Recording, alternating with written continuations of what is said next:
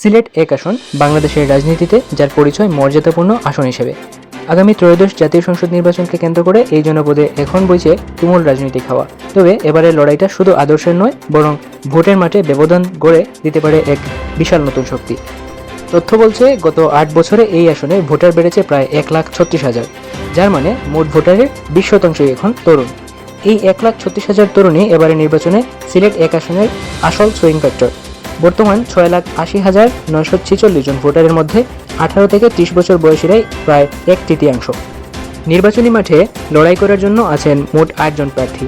বাসদ থেকে গণ অধিকার পরিষদ, কমিউনিস্ট পার্টি থেকে ইনসানিয়ত বিপ্লব, সবাই আছেন মাঠে। কিন্তু সাধারণ ভোটারদের মুখে ঘুরে ফিরে আসছে দুই প্রতীকের কথা।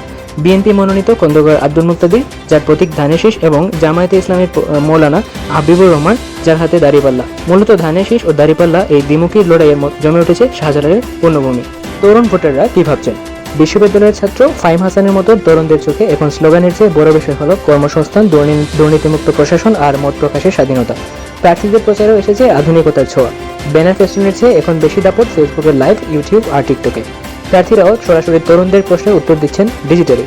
বিএনপি প্রার্থী খন্দকার মুক্তাদির স্বপ্ন দেখাচ্ছেন আইটি সেক্টরে লাখো তরুণের কর্মসংস্থানে, আর জামায়াত প্রার্থী মৌলানা হাবিবুর রহমান বলছেন তরুণদের রক্তে ভেজা আজকের বাংলাদেশ তাদের সাথে নিয়েই আগামী রাষ্ট্র গড়ার কথা।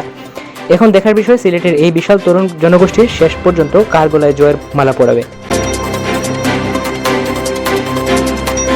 বিপ্লব চক্রবর্তী, দৈনিক বৃহত্তর সিলেটের মানচিত্র।